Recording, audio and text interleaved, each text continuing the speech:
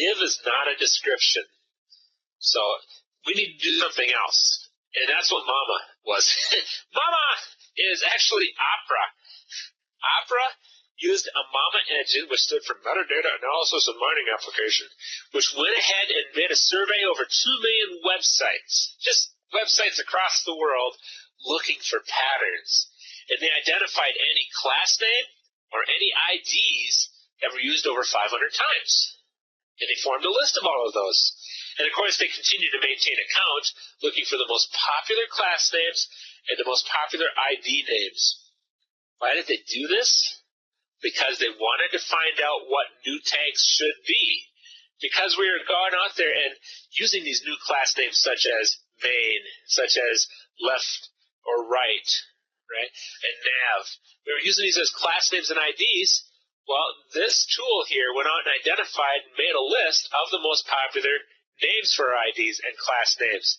And based on those, it went ahead, or the team went ahead and decided to create some brand new tags and put them into the Web Forms 2.0 document definition. Or ultimately, they ended up as part of HTML5. Remember, HTML5 really started here, working with these new tags. And that's why it all came out of the Opera team. You got to give them their props. You'll notice that we do have some new tags on this one.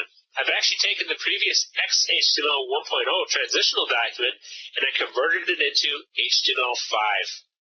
One of the things you'll notice right away at the top, our doc type got a heck of a lot shorter. It's nice to see things get easier with a newer version. We don't have that giant DTD reference. We have our HTML, we have our head. The meta section's totally on. It's optional, but here we're setting a character set to UTF-8. That's always going to be the character set anyways, 99.99% of the time. And then we have our script reference. And you'll notice our script reference doesn't actually have a type specified.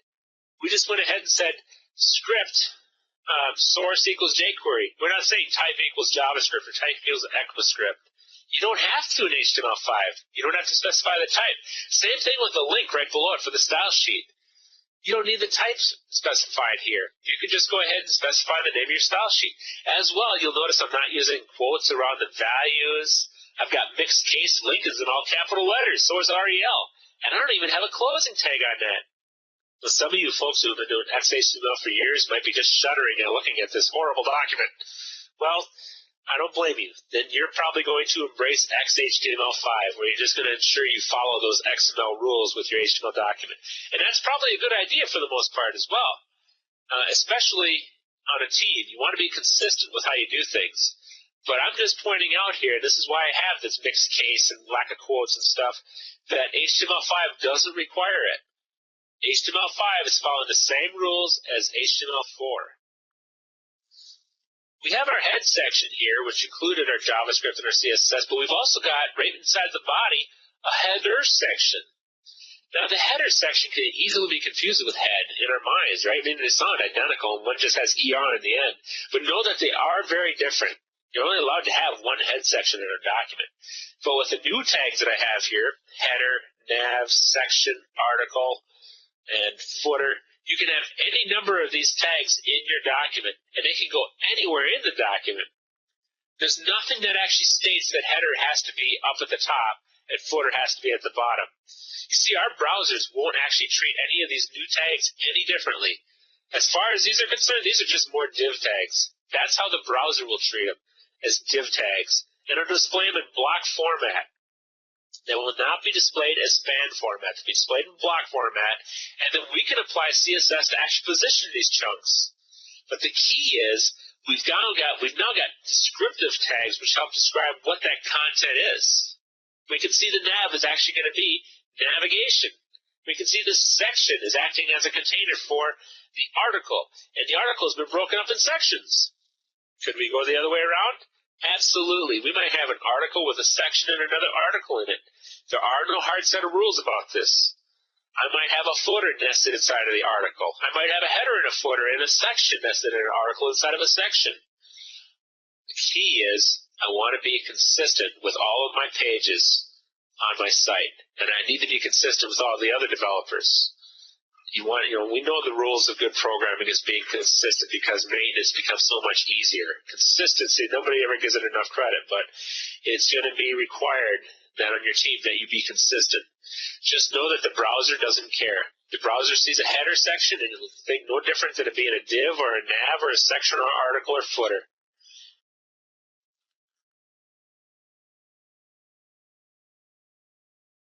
A Kodak pack installed in Windows Server would install the deficiency. It might actually work for your system if you can get the Kodak to install. I'm just reading a question someone was asked earlier about Windows Server. Getting that Kodak to install and work in Windows Server is kind of a bear, though. And it's almost to the point where you say, all right, fine, I give up. I'm going to go with a Windows 7 machine. You can give it a try, but if you search the web, you're going to find other people complaining and saying how miserable it is, and it's a shame that Microsoft went that route. Okay, coming back here to the slide, you can see that I have the new HTML5 section tags. Now, I'm not going to tell you that all the tags can behave like div tags. Just these tags can do that.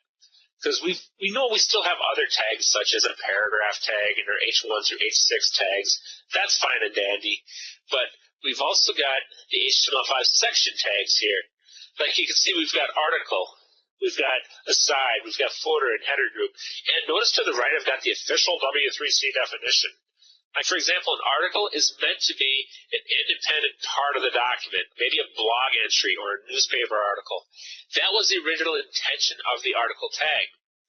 Aside, because they recognize so many people were using left and right as class names or as IDs, they decided to just create a tag called aside based on the MAMA results.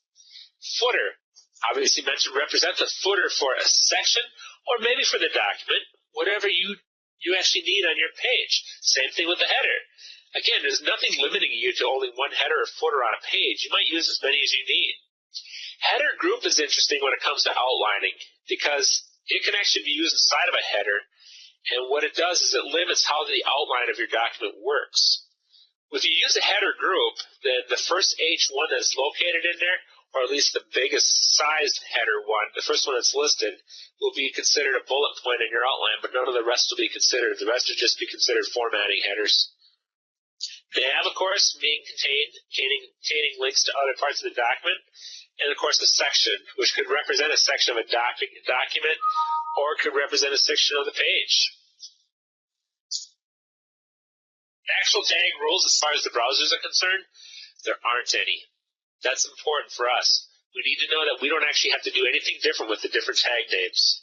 We just go ahead and use them how we think they should be used. Treat them like div tags, but know fully well they'll actually be describing the content they contain. So when screen readers like JAWS, it's probably one of the most popular screen readers out there for the visually impaired, it can actually come up to this page, and if it's taking advantage of these tags, it can determine, navigation's in the nav section. And here's an article, and here's the section of the article, right? And here's the header and footer. The screen readers will be able to use this functionality. There are other ways that they can address these ideas. For example, there's ARIA, which is the accessibility rules that the W3C also has for our web pages. But it turns out a lot of these screen reader software, though, they're not really embracing those, and they're not really embracing these tags yet, but I suspect that's going to happen sometime in the future. Keep in mind that it's more than just the screen readers that can read this as well. For example, it could also be for syndication, portions of a page. It could be reused over and over. And we can actually choose how the outline affects that. We can actually have a section, for example, not act as part of the outline for the parent container, or vice versa. It can act as part of the outline. Or it can have its own outline as well. So the section tag rules, as far as the browser is concerned, there aren't any. Just treat them like div and display them in block format. Consistency is the rule. Other section tags that we have, and they're really not just section tags. I'm just saying these are HTML5 tags that are available as well. I should reword that one. But we have our command representing many different types of commands that can be tied to input controls. We've also got keygen, which can be used for a public-private key pair for encrypting content going between the browser and the server. We've got a meter, which can, of course, display or actually be used by the user to adjust something. An output tag, which doesn't display anything initially, But you might have a process, a long-running process that some JavaScript needs to notify the user that it's working on, and it can display it with that output tag.